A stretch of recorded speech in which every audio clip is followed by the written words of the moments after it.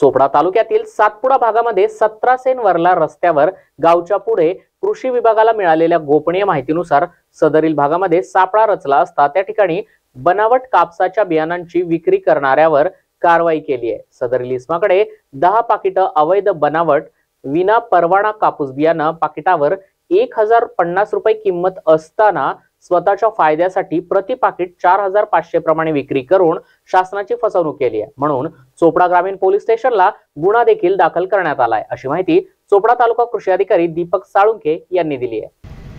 Sir, आज चोपडा तालुक्यात बनावट बियाणे विक्री करणाऱ्यांवर कारवाई केलेली आहे। या संदर्भात सविस्तर गेल्या 15 दिवसापासून आपण पाहत असाल की चोपडा तालुक्यामध्ये बियाण्याच्या संदर्भात आणि विशेष करून कापसाच्या बीटी बियाण्याच्या संदर्भात बऱ्याचशा तक्रारी प्राप्त झालेल्या होत्या। आपल्या नाशिक विभागाचे विभागीय कृषी सहसंचालक श्री मोहन वाघ साहेब यांच्या मार्गदर्शनाअंतर्गत आपण जे काही गुणवत्ता नियंत्रण कक्ष होता त्या पथकाने येथील विभागीय गुण नियंत्रक निरीक्षक श्री पान पाटील तसेच जिल्हा परिषदेचे मोहीम अधिकारी श्री विजय पवार साहेब, जिल्हा गुणवत्ता नियंत्रण निरीक्षक विकास बोरसे या सर्वांच्या मदतीने आज आपण 17 सेन परिसरामध्ये या बनावट बियाणं जे अंबिका निर्मल सीड्स कंपनीचं प्रोडक्शन आहे त्याचं बनावट बियाणं विक्री करण्यासंदर्भात जी काही माहिती मिळाली होती त्या अनुषंगाने सापळा रचण्यात आला आणि जवळपास 45,000 रुपये रकमेचे हे जे बियाणं आहे ते जप्त करण्यात आले असून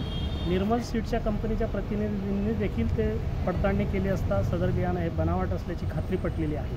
तरी मी तालुक्यातील सर्व शेतकऱ्यांना या प्रसंगी विनंती करतो की आपण कुठल्याही बियाण्याच्या प्रलोभनाला बळी न पडता अधिकृत विक्रेत्याकडून अधिकृत जे बियाण्याला परमिशन आहे तेच बियाणं खरेदी करावं, जेणेकरून आपल्या पुढील हंगामामध्ये जे काही आर्थिक नुकसान आहे ते आपल्याला टाळता येईल। धन्यवाद।